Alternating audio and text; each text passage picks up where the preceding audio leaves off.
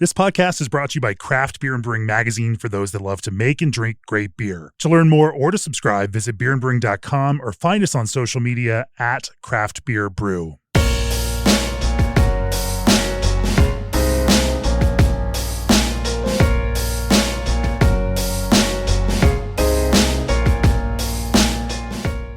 It's episode 491 of the Craft Beer and Brewing Podcast. I'm Jamie Bogner, and joining me today is no stranger to the podcast, Dr. Tom Shellhammer. We're going to talk about, along with researcher Cécile Chenot.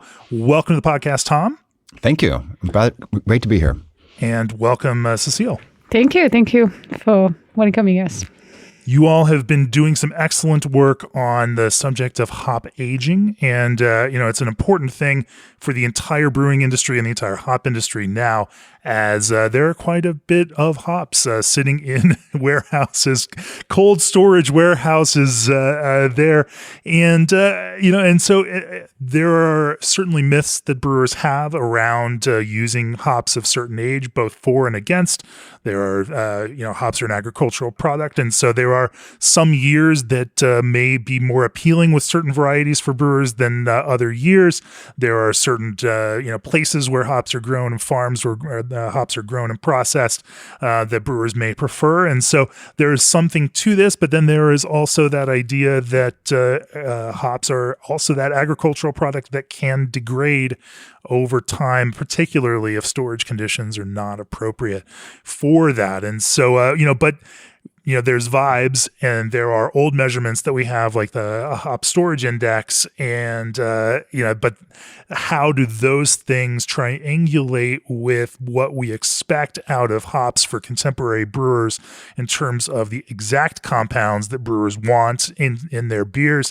And so the work that you have done has been trying to triangulate that hop sensory versus the typical measurements of that kind of hop stability and find out what really matters. We're going to dive into all the mechanics of what that testing looked like, what you all have found in terms of some of the impact, whether that's varietal impact, whether that's where hops are grown, whether that's even potentially weather conditions in a particular growing year. We see some wild shifts there in terms of heat and rain and other things, these smoke, etc., even in any given typical growing year. And all of these things create the most complex multivariate equation that then changes and shifts every single year. It's enough to drive a brewer crazy, but thankfully we've got smart scientists doing this kind of work to try to pull apart what some of those impacts are so that brewers can make better decisions, hop growers can make better decisions, hop brokers can point brewers in the right direction, and number one, that we don't lose all of this stuff that may potentially be really valuable to brewers as it continues to age, given that, all of these hops in storage are our insurance policy as a brewing industry against wild swings we haven't seen it in the last 15 years, but man, in the late 2000s, we saw, just some conditions that that really were existentially threatening to the world of craft beer. There is a guarantee that we will see something like that again, and what these hops that we have in storage are an important insurance policy against some of these potential just devastating agricultural impacts. Anyway, I've been talking a lot about this. We're going to talk more and let the smart people talk about it. Before we do that, hey brewers, Andy here from G&D Chillers. We're all about solving problems in the brew house, staying ahead of the curve, and building chillers that work as hard as you do.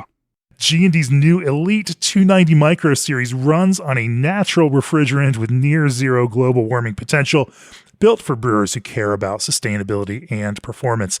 They recently built one for New Belgium Brewing, delivering around 50% energy savings over CO2 systems and 9% more efficiency than A2Ls. That's real-world impact from a brewery that knows what it takes. With 24/7 support and remote monitoring, your cold side stays dialed in day or night. Learn more about sustainable chiller solutions at gdchillers.com/podcast. And here's a brewer nightmare. It's the night before packaging. You walk into the brewery straight to the tank. You pull a sample to do a forced diacetyl test, and you wait for it in silence. something feels not quite right. You reach into the water bath and bring the flask to your nose, and it's a butter bomb. The logistics start running through your head. Do we hold the tank? We have accounts waiting. How many days until it clears? And then you wake up and remember that you use Berkeley Yeast's fresh Chico. It's got ALDC inside every cell, so diacetyl can't even form in the first place. Through dry hopping and hop creep, diacetyl stays ultra low, so you don't have to add ALDC or wait for diacetyl to clean up. And most importantly, you don't have to wake up in a cold sweat worrying about scary stories like these. Fresh Chico is now available in dried bricks for as low as $88 at berkeleyyeast.com. Also, this episode is sponsored by PackTech, delivering craft beer multi-packing you can trust. PackTech's handles are made from 100% recycled plastic and are fully recyclable, helping breweries close the loop and advance the circular economy. With a minimalist design, durable functionality you can rely on, and custom color matching, PackTech helps brands stand out while staying sustainable. Trusted by craft brewers nationwide, they offer a smarter, sustainable way to carry your beer. To learn more, visit packtech-opi.com. That's PAKTECH-OPI.com. Tom, we're entering new realms of voice acting for me here on the podcast. I'm having to stretch out a little bit here, but at least our sponsors are keeping it entertaining. Yeah. You did a great job with that. I'm amazed that it's like just like no hiccups. I appreciate that. So fill us in on the nature of the kind of series of studies, because you all have been doing multiple studies and written multiple papers now on the subject of hop aging, and you have a new one that you are about to release also that we'll talk about here. But just kind of set the framework of what is driving the interest in this subject and why you all have been tackling it. Yeah, the cue up that you did at the beginning of this show, that was basically like the rationale for this work. This work is being funded by the Hop Research Council, and for people that are not familiar, the Hop Research Council is a group of brewers, processors, and growers that collectively leverage research funding. And so you've got big brewers like Anheuser-Busch, Boston Beer, Sierra Nevada, as well as smaller brewers that are members. You've got the main hop processors like Barth Haas, Hopsteiner, YCH, Hollenberry, and others. And then you've got representatives from the major hop growing regions. So each of the hop commissions are represented: Oregon, Washington, Idaho, and then you've got individual growers. So it's a really good kind of mashup of the folks that are really interested in the entire supply chain of hops. And as you queued up, the inventory that we have right now is huge, and the whole industry is trying to correct. Right, we got several different pressures: reduction in beer sales, and then long-term contracts that result in this overestimated demand. And we have this large inventory, and these hops are just getting more and more expensive as they sit in cold inventory, waiting to be used.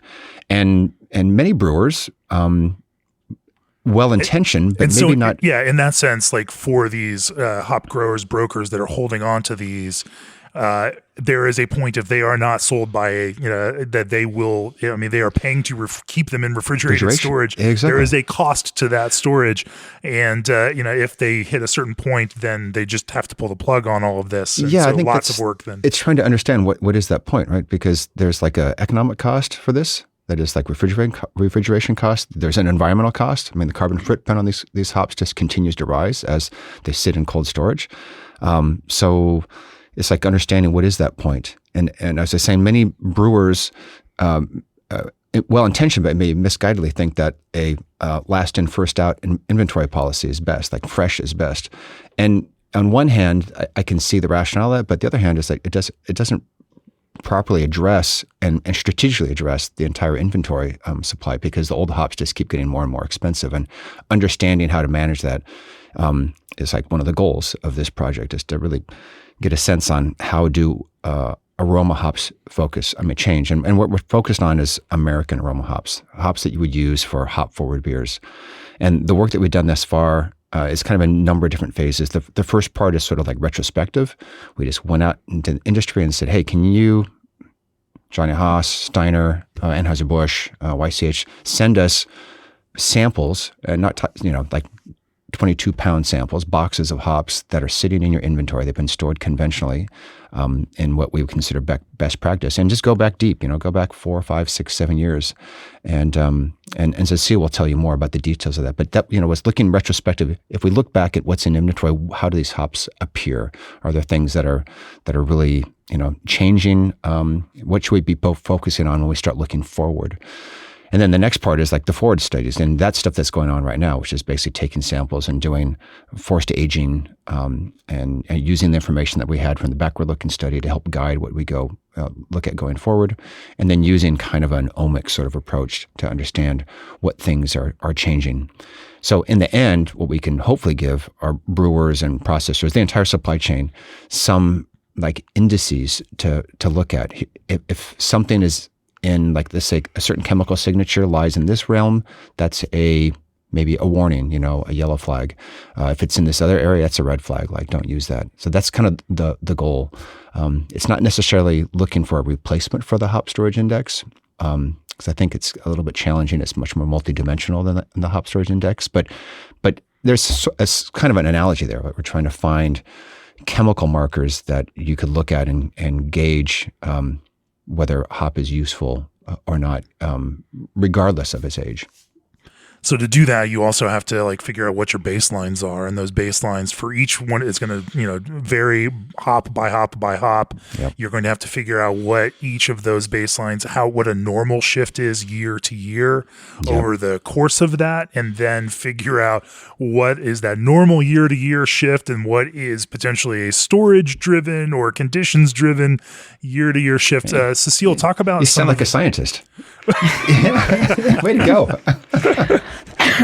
We spend a lot of time thinking about data in the same kind of way, trying to understand, it is a vastly complex, problem to solve. So, Cécile, why don't you talk about some of the nature of some of these studies and how you all started working on figuring out what those baselines should be so that you can then kind of triangulate out and find those, things that might be red flags. Yeah, so you're totally right. It's the biggest challenge here is figure out are the changes we're seeing because of storage, or were there in the first place to start with? Are these hops already different because they were cropped in different years? So indeed, we do need a background. So when we went and looked retrospectively to all those samples in the first phase of the project, we tried to have 3 lots of each hops for each year so that we would have already kind of a sense of how varying each variety can be within the same year, and then adding all those different duration of storage on top of that. But at the end, it's very hard to separate each of those effects. It's intrinsically linked, but what we can do is make our best by having a lot of as much data as we can on the background variation that we can see from year to year, from even lots to lots, to see if the difference we see are storage related. So for those samples that we gathered from retrospectively, it was a little bit harder because we had some initial data on what the hop looked like originally, but mainly we tried to see if we were seeing trends of flag changing across year, and where right now and with the forced aging, it's not a natural aging, so that is the issue. But at least we know what we started from, and we're gonna really look in what has changed during the storage. So those are 2 different approaches, and that's why we were doing it in 2 phases, because they kind of complement each other. Totally. So in order to do this, I know, Tom, you and I have talked in the past about, this kind of impact of terroir, because that's another kind of aspect that you've studied, and understanding what the difference is in terroir, and trying to pull that apart also from year to year growing conditions and whatnot, understanding soil impact. So I imagine you are pulling samples of of lots that were from the same farm or growing area year after year in order to try to control for that. God, that would have been the ideal case. So for when we look at this, the work that we published on Citra, Centennial, and Cascade, we're going into commercial inventory, and in most cases, not all, but most cases, those pelleting lots are blends, and they're blends from multiple farms. They might even be blends from multiple states. It depends upon the customer's needs or desires. They're all varietal specific, and they are year specific, but we don't know the provenance of each one of those. But we do have 3 separate pelleting runs, and in some cases from different companies. So there isn't like a true design to that. It was more like, okay, what can we get in terms of inventory? So that one's less controlled. But the upside is that this is what the brewer sees, right? The brewer is going to be faced with these sort of decisions. The more recent paper that we just published on Strata, that's kind of unique because we're actually working with Indie Hops. Indie Hops has a close relationship with the OSU. They fund hop breeding here, and I know Jim since the origin of Indie Hops, so we've got a really good relationship. And he kind of tapped me on the shoulder and said, "Hey, we've got some samples of hops that can you take a look at them for us?" And it wasn't our design, it was his design, and it was great. It was like, here are samples of hops from multiple years, same field, not just the same farm. And so we've got some field-to-field stuff going on. So the Strata part gives us a little bit of peek into the terroir element of it, although it wasn't necessarily designed as such. But as I think we go through our discussion today, you'll see some interesting parallels between these 2 studies and how Strata performs. It performs similar to what we saw with Citra, and is pretty darn robust from an aging perspective. Let's talk about what that year-to-year variation looks like. Because I'm curious about that. Just what that range is, what that means, and then how you kind of set a baseline and then move from there to see what kinds of impacts some of that aging can have. And obviously, then also, you've mentioned that you have different performance based on different kind of hop varieties. That's another fascinating thing that we'll get into first. Before we do that, Oregon hop country is heaven to world-class lager varieties, and Indie Hops is proud to have introduced Oregon's newest lager hop, Lorien, in 2022. Lorien is in a growing list of beers that have found their way to the podium, and more importantly, into the hearts of lager lovers across the country. Discover Indie Hops Lorien. Side effects may include rampant festivity, sales bumps, and exceeded expectations. Indie Hops, life is short. Let's make it flavorful. And I promise we did not time that on purpose with your mention of Indie Hops. I promise we didn't. That was all you, Tom. If you're like many podcast listeners, you've got a lot of beers at home and your regular fridge is at capacity, enter the Midea 50/50 Flex, the industry's first dual compartment 3-way convertible freezer. Here's what all that means for you. Options. The 50/50 has the power to be all freezer, all fridge, or a little bit of both, but you'll probably want to use those 20 cubic feet as a massive garage-ready beer fridge. You can also change which side the door is on or how you want the shelves to be arranged. The 50/50 totally flexes to fit your life. Plus, it's designed to maintain a stable temperature, even in non-climate controlled conditions, so you can crack a cold one even on the warmest days in the man cave. Or, in fact, use it to store those hops for year after year if you turn on that freezer side. Take your garage to the next level. Check out midea.com/US to get more info about this game changer today. So, Cécile, what did you guys find, particularly in looking at, now that you have Strata from the same field, looking at it over the course of several years, what the range of that variation was on a year-to-year basis? I think it's kind of fascinating to understand scientifically in terms of compounds, and concentration, what tends to happen in that, how consistent it is, how much variety there is.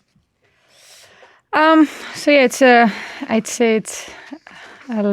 challenging exercise to really assess whether the changes we see are significant or not. And I'd like to point that if you keep comparing, let's say 2 different varieties, even if you have multiple samples from different year within one variety, there's going to be a range of changes, but that range is always going to be minimal compared to a varietal signature, right?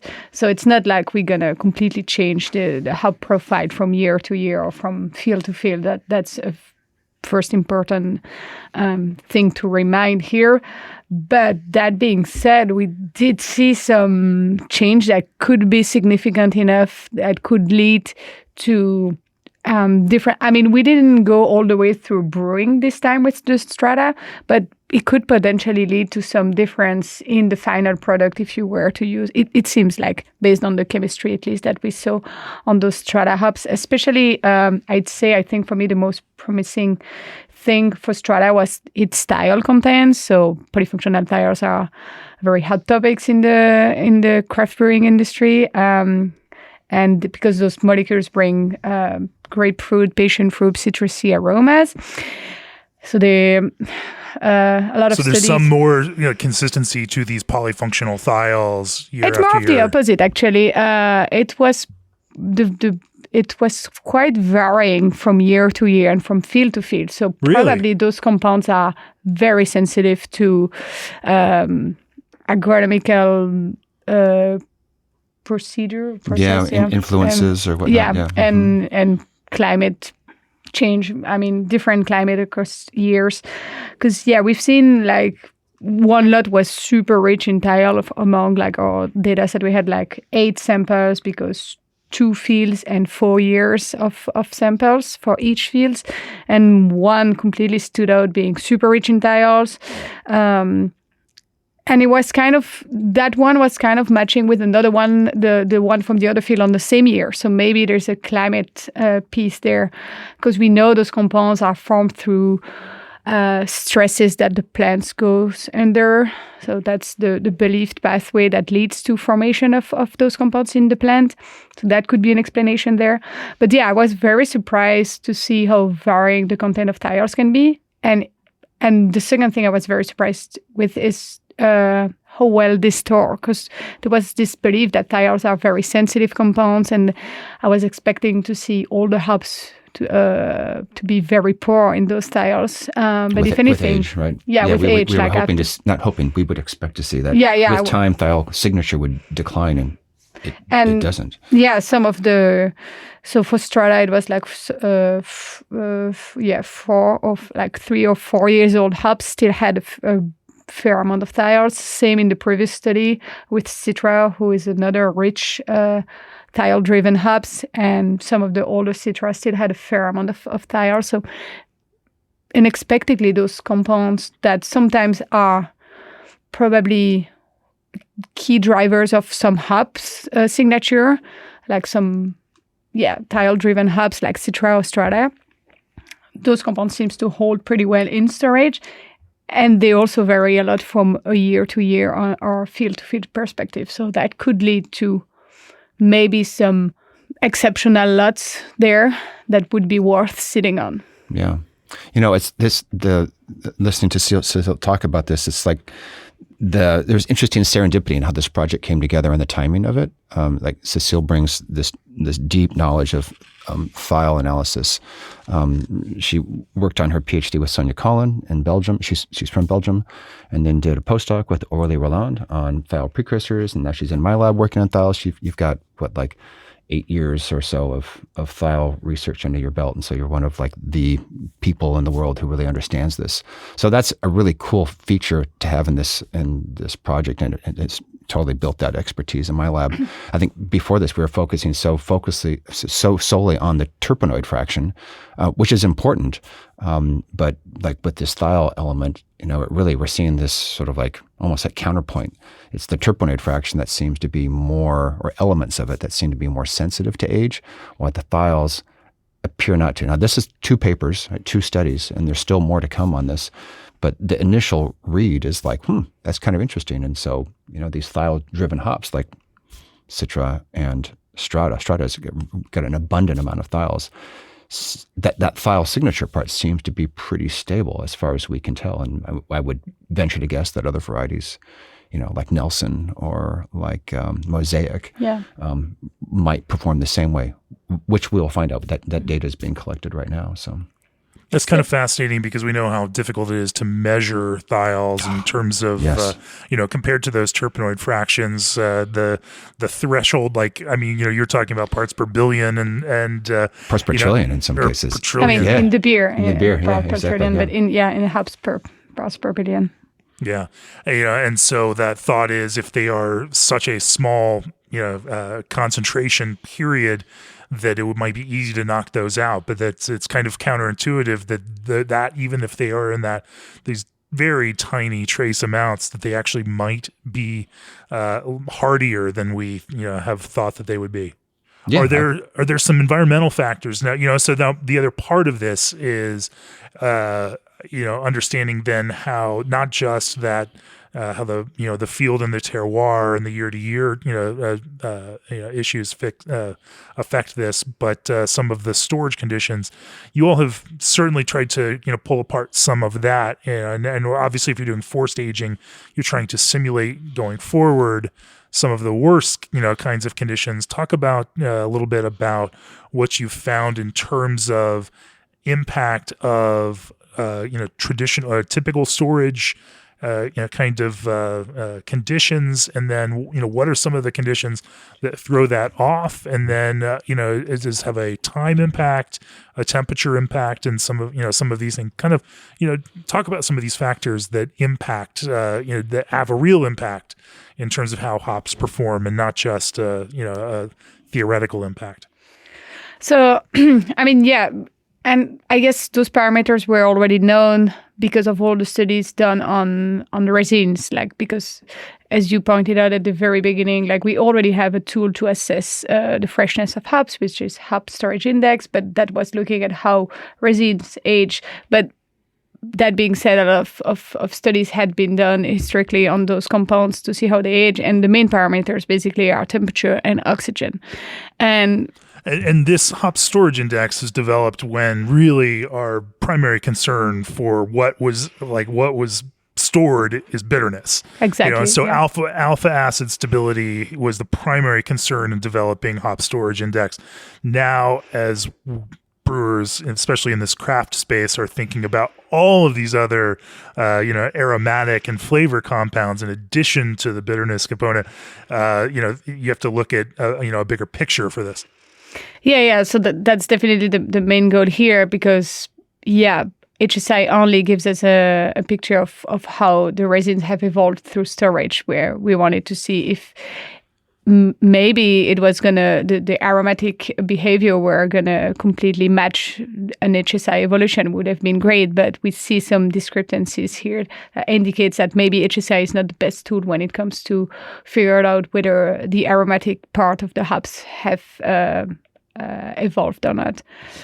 But the parameters that are impacting hops are still the same, which means it's temperature and oxygen. For temperature, we knew, at least when we gathered hops from inventories, eligibly they were kept at cold storage, which is the good practice, of course, because we know that temperature can definitely increase storage behavior. What is this typical storage temperature, at a hops warehouse for a large hop concern? I think it's between 4C and 4C and maybe minus 4, depends upon the lower you get, the more expensive it becomes. So and this is where we're getting out of my element in terms of understanding best practices on commercial side. But around that freezing point, right? Yeah, right at freezing. It's like refrigerated storage, not necessarily deep freezing. It's just too expensive for the product, but certainly not ambient. And then there was the oxygen piece of it, and our beliefs was that the package we would get would be oxygen free, because that's what the industry is aiming at pelleting. At least they have a measurement in place to make sure that all the pouches that are getting out are as low in oxygen as possible. Same idea that DO in beer, basically, because you don't want to oxidize your product while in packaging. But we still measured oxygen in packaging upon receival of all the pouches we got during the study. And we did notice that some of them had some oxygen. We're not sure the origin here, because it's not like oxygen had risen to the same amount that we find in air, basically 20%. Sometimes it was sitting at 5 or 8% in the package. So it's not like a puncture pouch or anything. It's maybe micro diffusion. I don't know. I don't want to speculate on the origin yet here, but we did definitely permeability in the membrane that, or it could be differences even in the pelletizing process and how, is there oxygen that gets compacted in, I mean, I think it's, as Cécile said, it's really speculative, this spot, but there's probably 2 or 3 likely routes. One, an incomplete seal, like if, you have a pellet or hop material that gets on the area that's going to be sealed, and so then you don't have a complete seal, then you can have slow migration through these really like tiny fissures, not fissures, but like nooks and crannies. So it's slow diffusion. The barrier properties of these packages are really dependent upon the integrity of this foil element. So it's like a metallized plastic package. So it's a multi-layer system. And the biggest barrier element to that is the metal part. So if there are tears, or if during handling, not necessarily tears in the entire package, but just in that foil layer, then you could have a slow diffusion of gas across that spot. And somebody told me once that he said, as we were talking about the study, he said, "Do you realize that like many of these packaging manufacturers have like a 1-year best buy on their packaging materials, and now we've got hops that are like 5 or 6 years in inventory. They're just sitting there, but it's like, okay, well, that's an interesting thought. I don't think people, when they package these hops, assume that they would be being packaged or held for such a long term.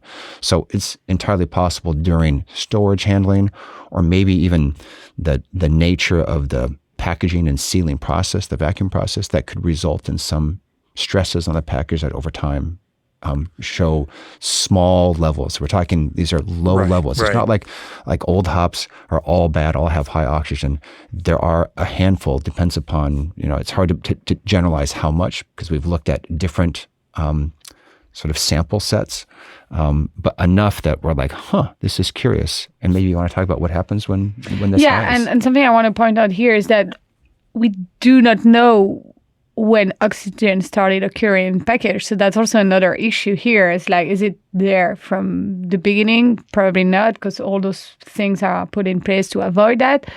But if you take a 4 years packaging that has oxygen in there, for how long is this hops has been in this oxygenated medium?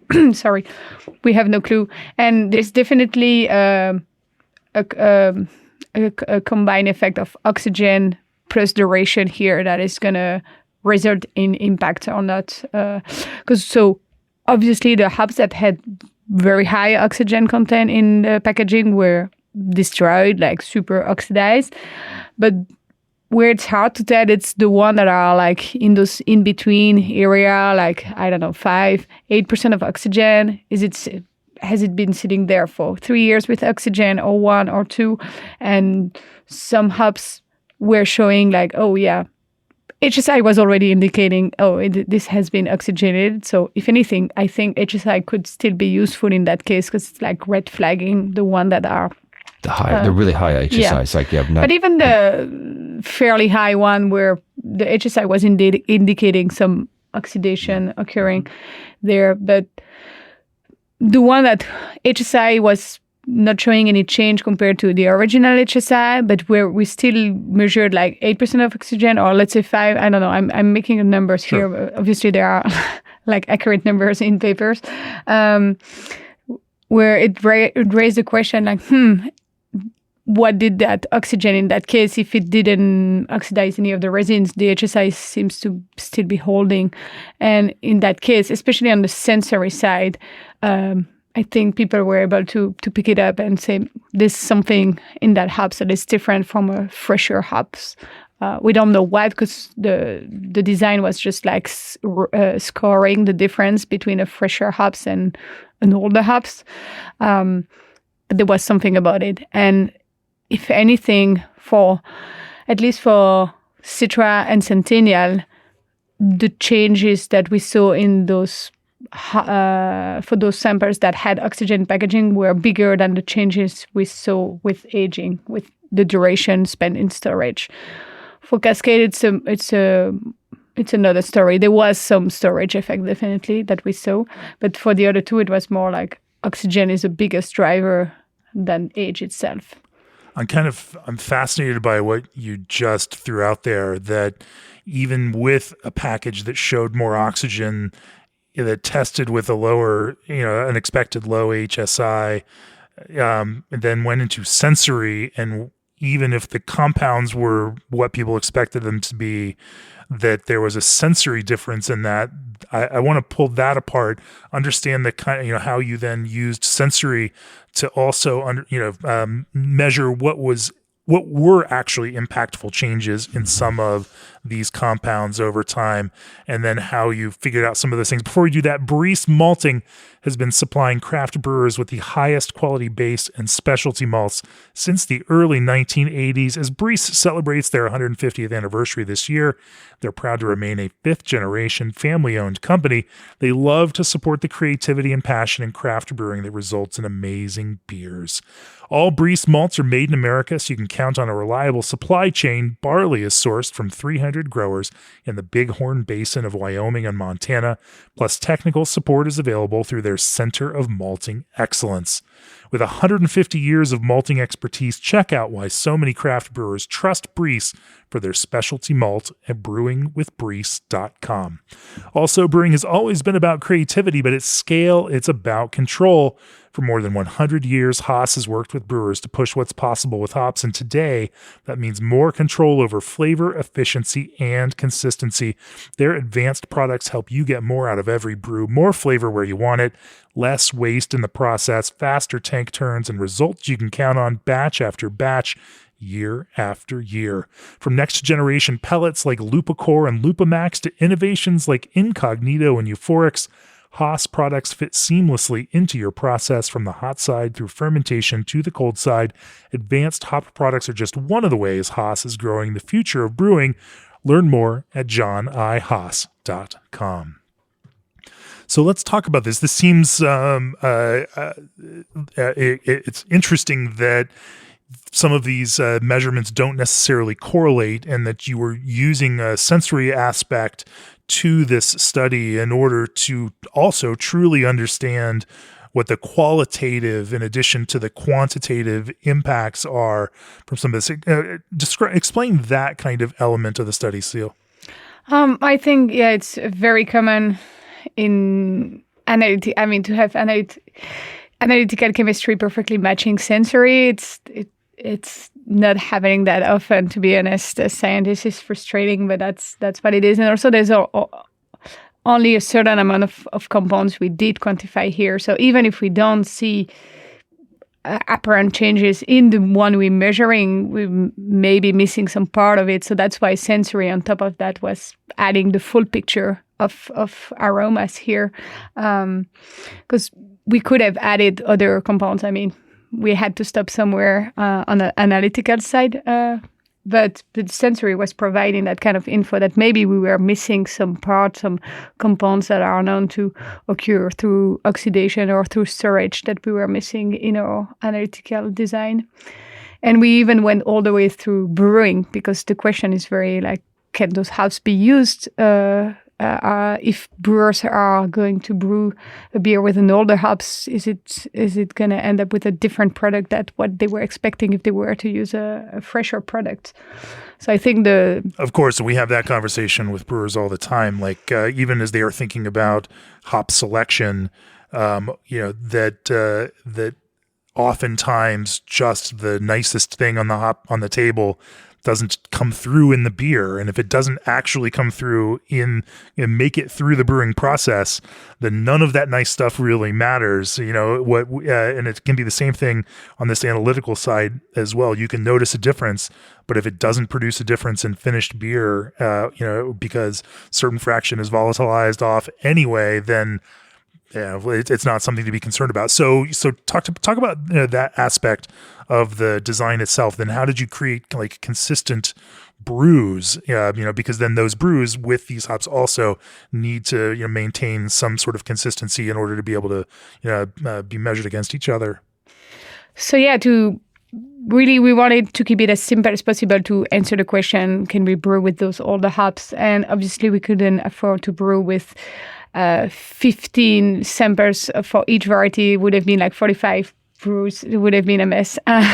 But so for each variety, we selected one of the fresher sample we had that would represent what people think of that variety should smell like. And less than 1 year old, right? Yeah. It was like a And 6 or then- 9 month old sample. Exactly. And then we selected one of the older sample for each variety, but one that's still like one that wasn't obviously oxidized, of course, like one of that seemed to be doing okay-ish after storage.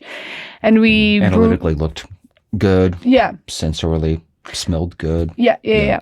So no red flag to start with that older hops, of course. We didn't select the one that we knew were already had been rated different.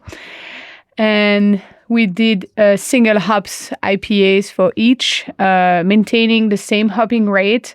So, of course, if there are changes in the resins, the bitterness is going to be impacted. But we wanted to really maintain like the same exact recipe. And then we just did the simplest sensory trial we can do, which is triangle test. So basically, you're facing 3 beers, and you being asked which of the 3 beers is different from 2 of the others, which allow us to then, so based on the number of good responses that the panelists are giving us, we can assess whether the difference is significant or not. If there are too many people who fail at answering this question, it means that those 2 beers are not different enough. Like there might be some subtle difference, but at the end, it's not significant. And so for Citra, it's what actually happened. Like people couldn't tell the difference between the beer brewed with a Citra, a 1 year old Citra and a 4 years old Citra. Really? Yeah. That much age difference. Yeah. Yeah. Mm-hmm. And Surprised us too. Which kind of already, I want to loop back to the whole Strata study where I was saying maybe some lots may be different from others. We didn't go all the way to the beer here. And for Citra, we know that those 2 hops had some range of differences. Like that hop, the fresher hops we used was slightly different from the older ones. Yet the beer weren't different enough that people could tell it. So right, because there's not this lot control. It's not like the same field from the same farm. These are potentially different Citra blends from 4 years apart. Correct. And still the beers were pretty indistinguishable. Yeah, so that's my point here also, like to say that there's always going to be a variation from year to year, but there's some agreement about like what a Citra hop forward beer should smell like. And I think even with varying samples, you're going to end up with a product that is in the range of acceptable differences. But Citra is just such a loud hop and such a like, but it's the same loud, exactly. Year after year after year. Sure. Exactly. Where for Cascade and Centennial, the story was different. In that case, people could tell, okay, those beers are different. But we don't have any indication on the direction of the difference. So we didn't ask which beer was better, why are those beer different. So then we tried to go a little bit deeper in that, in those differences. For Cascade, what happened is that most of the difference between the 2 beers were probably driven by bitterness, because in that case, the older Cascade did contain a lot of humidinones, so that was probably changing These are the bitterness oxidized hop acids that Yeah. are in themselves. Even though there bitter. wasn't any oxygen in packaging of that Cascade, it still had formed some oxidized alpha acids. And so in that case, the HSI wasn't that concerning. So that was also interesting there. But anyway, in that case, maybe that was driving some of the difference because we didn't adjust the hopping rate to a targeted IBU. So maybe we could have gone back and do that and truly have asked the people, is there an aromatic difference in that case? But still, like, we couldn't even tell if that beer brewed with older Cascade was bad or not. Like, it's just a difference. We're very subtle, right? Yeah, because I think the thing that Cécile's pointed out is when you do a discrimination test, like a triangle test, you just know whether they're different or not. And if they are different, then you're faced with a new question, like how is it different? And in this study, we tried probing. We basically give people a palette of descriptors, and we'd ask them a straight-up forced choice. Which of these 2 samples, new versus old, is more fruity or more citrus or more resinous or more bitter? And what we find is that in almost all cases, we get a no significant difference on any of those like probing attribute specific.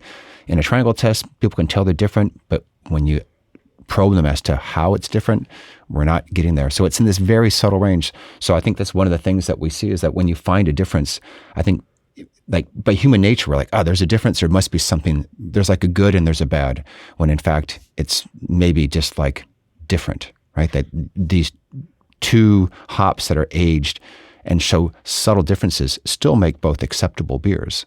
They're not defective, like unless we have a really bad HSI or really high oxygen. And you don't need a GC for that. You just open the bag, put your nose in, and you can tell right away that something is wrong with these hops.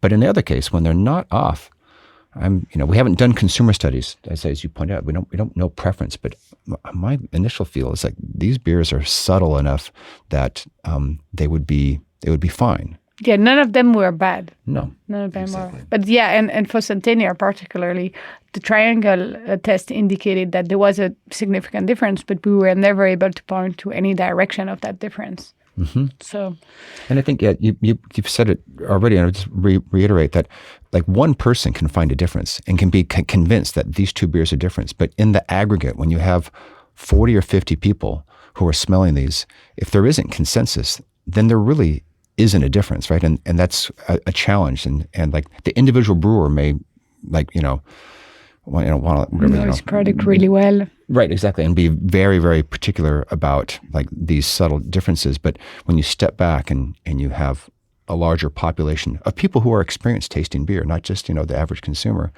if they collectively can't tell there's a difference or that difference is subtle, then it's probably subtle. Do you have, with these 4-year apart, Cascade or Centennials, some thought looking at the analytical data that you have of what might have been driving some of that difference, and then, as you look at both the analysis of the hop pellets before brewing and then analysis of the beer after brewing, is there any kind of, chemical compound through line that you think might be driving some of that difference? Yeah, some of this, like Cécile mentioned, like with the Cascade sample, where the older sample clearly had a higher level of analytical bitterness, like BUs were higher, the hemolinones were higher. That's a trigger. Yeah. But, the beginning of our discussion, we were talking about thiol differences and how that there seems to be like, what appears to be, let's call it a vintage effect, that these thiol differences may be driven more by agronomics or vintage, climate, weather-related influences as opposed to degradation with age, that we might actually be seeing there. That's because it's not a truly controlled design study. We're just retrospectively looking at old hops and older hops. We can't control that kind of profile. And so what part of the signature or the thing that people are hitting on could be just the inherent differences between those 2 years. And very small, very small, kinds of subtle differences, but that are just enough in this sense, given just how small these thresholds are for some of these other kind of thiol compounds. Yeah, I was going to say, for hops that has enough thiols to start with, probably in the beer, there's going to be enough to smell it, to have an impact. So whether there are 10% less in one beer or another, as long as they are above threshold, it's probably going to be really hard to tell the difference. It's when you start playing around threshold and these hops had a fair amount less of thiols than the other ones, then you end up with a beer that is have thiols at lower than threshold. Yeah. That may then be impactful. But if anything, those thiols seems to hold pretty well. And so if they get you in the range where it's above threshold anyway, it might not play a big role here. Yeah. Tell me about this. And since you're clearly have spent so many years studying thiols, and it's a big subject in the brewing world today, I'm kind of fascinated by this one standout year that you noticed, or one standout field, I guess, in this sense, in terms of its heightened thiol expression or within that hop, and so talk to me about this one. Was that a particular field in a particular year? Was that a heightened thiol expression year after year from the same field in the same farm? So yeah, that's the thing. Once I've got thiols for all, so eight samples, I said 2 fields, 4 years, I couldn't relate thiols content to either year or either field. It's not linear in either of both aspects. So it seems to be a combination of both, and so we end up with like the sample from 2023 being super rich in thiols. Its other 2023 counterpart is one of the richest, but it's not the second richest either.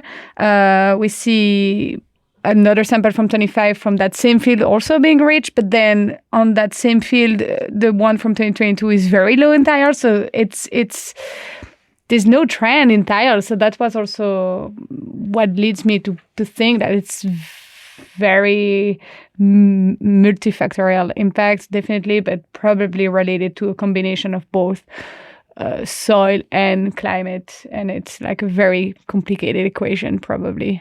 But I think we're feeling pretty confident it's not age. No, because, I mean, that's the thing. You're seeing heightened 2023, kind of thiols now in 2026, like that. That would suggest, right? That yeah. That's the thing, though. We don't have the thiol content at pelleting, so we don't know how much they potentially lost through storage. But if anything, the older ones have as high thiol content as the fresher ones, which seems to indicate that if there was any loss, they were in some crazy space before, exactly. And that's probably it doesn't not rule out the the case. fact that there is potential loss, but there's no time dependency in the data that shows us like, okay, 4-year-old Strata is always going to have lower hops on average than 1-year-old Strata. No, it's not the case. It's definitely year to year, but it's like an interaction between year and location.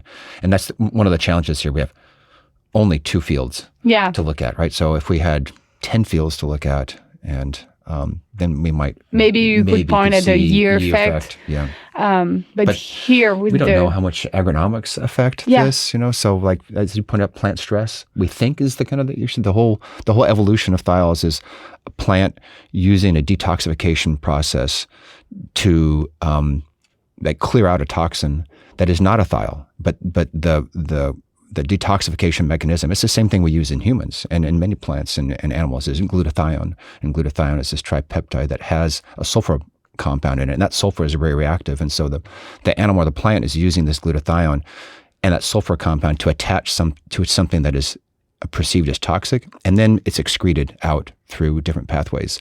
And that breakdown process results in that sulfur compound being left on the toxicant, and that creates this thiol.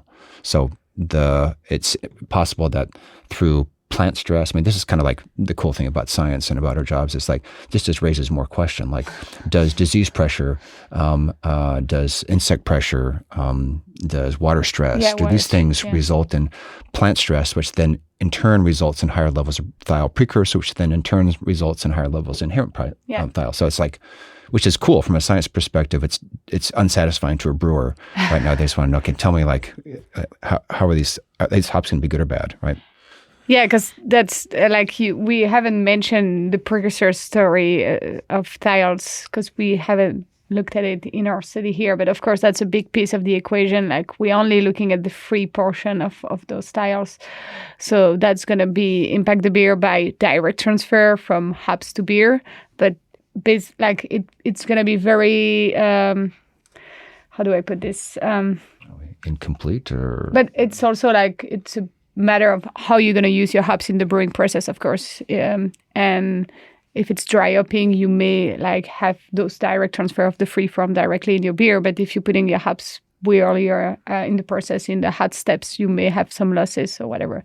But then you're also including precursors, and yeast is able to break down some precursors. So there is you enter in this hop yeast interaction. Huge, right? Yeah, the exactly. Precursor levels are 100 times to 1,000 times higher than the free thiol levels. So the real interesting stuff could actually be in the precursor stuff that we're not even looking at. Maybe we missed that right, piece exactly. here. Mm-hmm. But at least looking at the free thiols already gave us some kind of indication that the free thiol piece of it was pretty steady through storage. Or maybe it's because it's being fed by this precursors pool, and so that's why it's able to maintain a free content through storage. That might be the piece of it. And since precursors are at so much higher content, at the end, like those hops are still very useful to be used, especially for dry hopping uses, like when you expect those free thiols to directly transfer. Yeah, and to I would beer. say that the data that we're collecting here, I think, supports some of the stuff that Indie Hops is seeing. That's why they came to us. There's like, they were noticing some people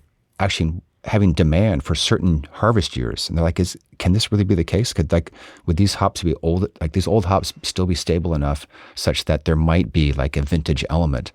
And so that's kind of what was the genesis of the project. It was like, oh, well, send us some samples and we'll look. And like, wow, okay, these hops look pretty darn stable, which I think answers the question. Yeah, maybe there is a vintage element here that is like turning the storage, whatever conundrum or issue on its head to some degree, that maybe there's like the potential that within this pool of hop inventory, there might be some, That's lots, some golden nuggets there that people And so we go are from keen right, for. we go from a it's not just not negative, but it is also potentially positive. If you look at wine grapes, we all know that there's a year-to-year vintage difference in those. Winemakers will tell you the same kind of thing, and there are certain years that are just going to make better wines than other years.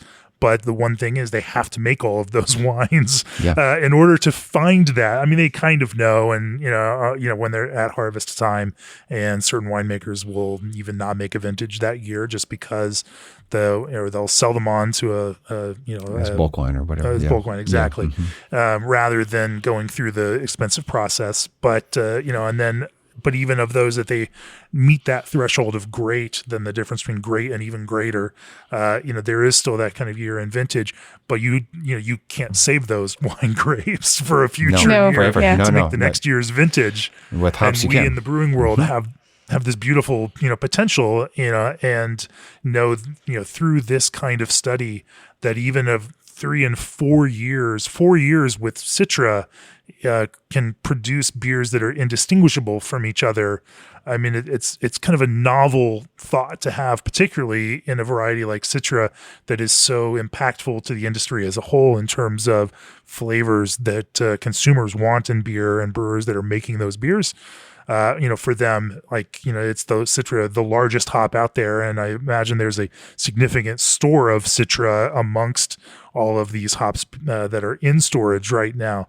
And that kind of thought that for brewers where, margins are tighter than ever, trying to find ways to continue to make impactful beers, there's potentially real solutions in using some of these older Citra in particular. It benefits the entire supply chain. Like as the growers and the processors are trying to kind of right size the supply to match demand, they have to keep this eye on inventory. And rather than saying, okay, this just needs to be a fire sale, or we just need to basically call it a loss and, take 4-year-old hops and just, trash them. This can be part of that approach to how to right size. And there may be opportunities there that both processors and brewers win on this. And I've heard anecdotally from some brewers that have, through, let's say, a mistake on estimating demand on a beer or on what their contracts were on a particular hop variety, burning through very quickly their current harvest year, and then needing to dip into 1-year-old, and then 2-year-old, and then 3-year-old, and finding that their beers were just perfectly acceptable to the consumers. And in the end, it was like, wow, it was a win on everybody. It was like they cleared out their inventory. The processor is happy. The hops were being sold at reduced cost because of perceived reduced value, but the beers in the end were perfectly fine. I would say the counterpoint to that is that at the end of this discussion, we're not trying to tell the industry that all old hops are great. To remind that it's not true for all the varieties. Right. So we're initially seeing that there are some varieties that seem robust. We have 2 varieties that look like that, Citra and Strata. They both happen to be high thiol-driven hops. I would not go out on a limb and say all high thiol-driven hops are going to be robust, but in this case, these 2 are. Centennial is actually surprisingly stable. It was I say surprisingly because we had it as our positive control because everybody knows that Centennial ages poorly. Well, it ages poorly from an alpha acid degradation, and so that's why it's pelletized first and handled first. But from like a aging inventory, it aged, but not. We didn't. We were expecting it to just tank, and it didn't. And then Cascade was the one that performed it showed the greatest amount of age effect. But again, we don't have the qualitative stuff in the back end to know like at what point did it fall off and become negative. We don't know if it's just moving into a different space. So that's kind of a take home. It's like brewers don't just run with like all, Shellhammer says all old hops are just fine. No, okay. You still need to kind of it's variety dependent, and we need to figure out whether it's like single variety dependent or maybe we can cluster some varieties together, hopefully based on some rationale there. And this is hopefully coming next. Yeah. That's what we're hoping to do next. It's like to be able to cluster varieties by storage behavior, but hopefully based on some kind of rationale, whether it's like the genetic on where those hops come from, and maybe they have similar genetics behind that helps them store better. They have higher content of polyphenols. I don't know, or the essential oil makeup. Yeah. Yep. So we're hoping to find some kind of clustering because it would be obviously easier than having testing to every single screen one of every these single hops and being like, this Yeah. one is good to go. That would be a headache. But I think the other take-home point, though, is like this little bit of wild card that we're seeing of this high package oxygen in some instances. Again, it's not an issue that is widespread and all old hops are going to have high levels of package oxygen. But we do see this popping up here and there enough that it's something that I think brewers should keep an eye on. And brewers can keep an eye on it very easily by just smelling their hops before they do a dry hop addition. Especially if they're dealing with an older lots. If they decide to go through an older lots, I would definitely advise to smell each pouches that go in the batch. And again, it depends on the size of the brewery, right? The brewery, like if you're putting one pouch in it's all what you're gonna brew, and then you end up with that one pouch that had high oxygen, then you're destroying the whole batch. But if it was that one pouch 10. amongst 10 or 20, probably won't matter that much. So. Man, you guys are making this so hard now. Like we can't even smell one bag and say, I think this whole lot is going in a certain you need direction. to smell each pouch. That's definitely individual. It is not a lot-to-lot variation. No, we've looked at different lots and measured. We've measured whole pallets too, and maybe one or two of the whole pallets was oxidized. So again, it's going to depend on the scale of your brewing. Yep. Size. And that's understandable because, even in material science, like there's no packaging material like you can't achieve a 100%, consistency that does not exist in the world. And so, you achieve 99.5%, consistency, which, is something that you can deliver at a cost, point that is reasonable for the industry. Totally. I mean, you can't achieve 100%. It's just going to be so expensive that nobody. It's diminishing returns, right? Yeah. Why go that? Yeah. Mm-hmm. But it does then put that onus on brewers to be more engaged in evaluating every single one of these, especially as they get older, then the chance of that increases and they should be more cognizant of that. Mm-hmm. And just because one bag isn't great, it doesn't mean all of them are not. Oh yeah, definitely. Mm-hmm. But it may be worth checking, as Tom pointed out, with this example of the big breweries burning through inventories. And then we had the completely other side story with very smaller scale breweries where they had bought that lot and they had been sitting on it for 3 years and they keep on using it. And we're like, oh yeah, we're still very happy with that lots of hops. We've been using it for 3 years and it still performed really well because they've been storing it properly. So So one of the things that Cécile did when we came out of the retrospective study and we were preparing ourselves to enter into the forced aging study was looking at forced aging conditions to try to not mimic, but create a chemical signature that resembled what we were seeing in old hops, right? It doesn't make sense to just put hops in an oven at 40 Celsius or 50 Celsius and cook them for a week and use that as your measure of accelerated aging. Yes, it's going to accelerate aging, but the reactions are entirely different than what you would see, like the degradation reactions than what you would see in conventionally aged hops. And do you want to talk a little bit about kind of where you landed on that? Because I think it's so you had to design a way to force age that actually mimicked the way that actual aging happens. Yeah, because couldn't afford to wait for another 4 years here, so I had to speed up the process. Yeah, as much as I would like to stay in Oregon for the next 4 years. Exactly. But so I did try 3 temperature. My main tool here was definitely temperature to speed up. I didn't want to use oxygen because it would trigger a bunch of like side reaction that are not mimicking a proper storage. So my main tool here was, temperature. I initially had tried, 40C and 30. 40 directly appears being like too detrimental. So 40C would be 110 Fahrenheit, I think. 104, 102, something like that. Still trying here, I'm sorry. And 30 would be 90 something. And then 20 being... Room temperature 68.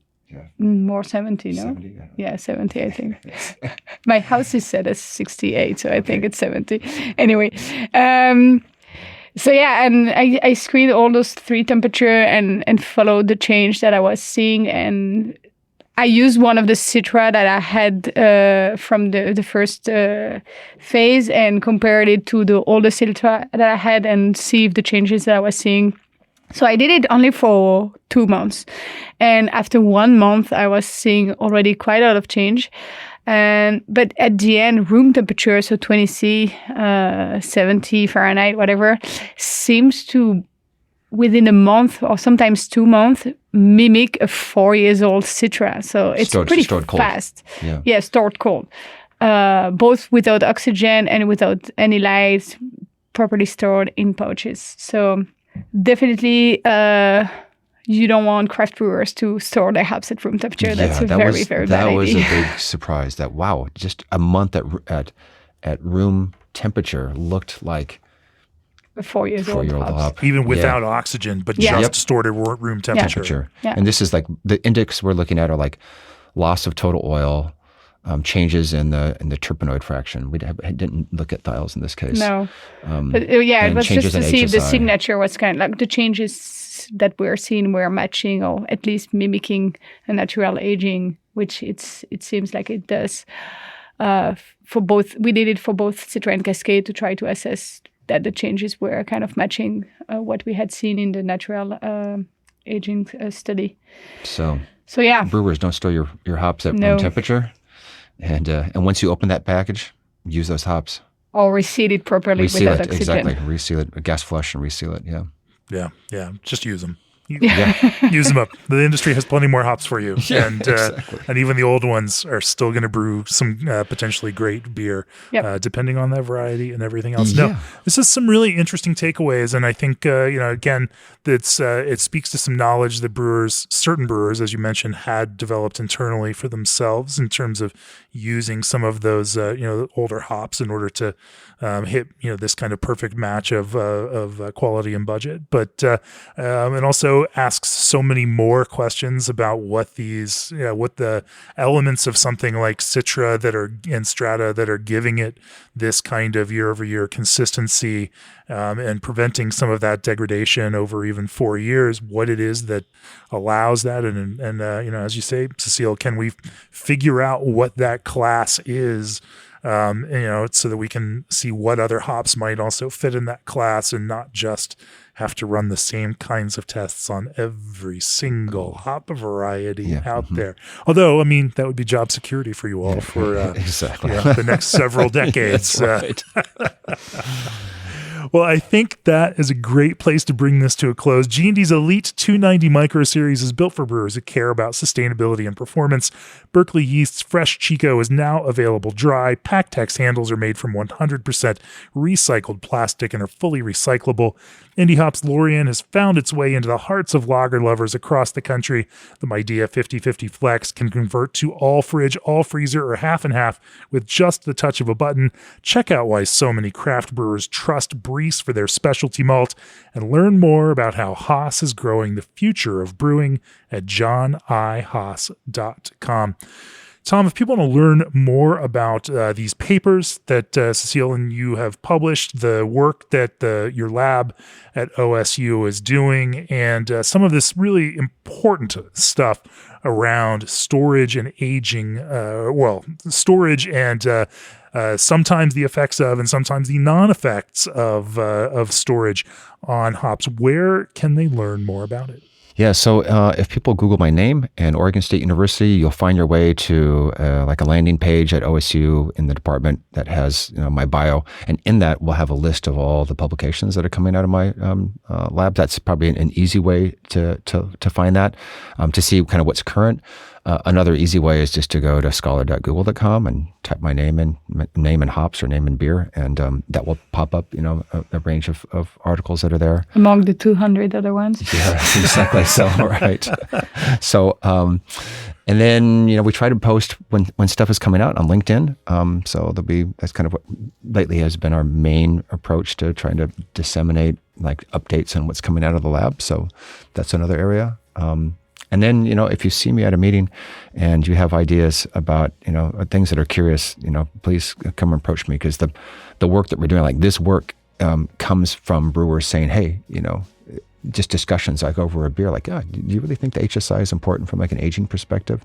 And you have these people just sharing thoughts. And so that kind of stimulates, here's like a research idea. So these kind of conversations every now and then you're just down at Russian River brewing a beer with Vinny, and he sends me a text like, Tom was down here, we started talking about this, and next thing you know, we have a podcast episode around it, and you're doing some work. So that kind of stuff happens. Appreciate the kind of formal and informal kind of avenues that and the way that these things happen, because it's smart. And Cécile, thanks for doing the work and showing it, this kind of intersection of thiols and compounds and aging and what that means, because I think this kind of work can it's not just theoretical work, it's work that can actually impact the bottom line for brewers in terms of the financial bottom line, but also the quality bottom line. And as you've said a number of times here, Tom, it's good for the industry. What's good for the industry and the hop growers and these hops in storage can also be good for brewers themselves, trying to hit some of these bottom lines. And when both of those things come together, it's a very positive thing to kind of throw some of those myths aside and go forward in a way that's best for everybody. So appreciate the work that you all are doing. It's been fantastic and always smart talking with you. And Cécile, great to meet you. We're recording this before it airs, but Belgium plays their World Cup game later today. We're all go Belgium. And then the U.S. plays right after that. Afterwards, exactly. Everyone will know what happens. We don't know now because we're recording this before that. But I hope we have a beautiful story where both teams move forward into the round of 16. Are we going to meet each other if we both move forward? Exactly. Yeah. Well, if that happens, you know where my loyalties lie. And I think... you know where mine is. So. I know. But best of luck to both teams, and best of luck to all the teams playing in the World Cup, because it has been a phenomenal World Cup to watch. And while I was skeptical at first of the 48 team approach and what that meant, I think we've seen so many beautiful upsets and beautiful games from smaller teams and smaller countries that people have counted out, and it's amazing to watch some of these teams push through to beat big powerhouses.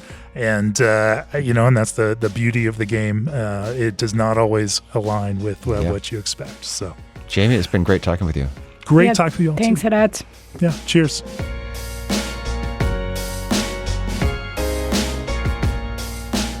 This podcast has been brought to you by Craft Beer and Brewing Magazine, for those who love to make and drink great beer. To learn more or to subscribe, visit beerandbrewing.com or find us on social media at Craft Beer Brew.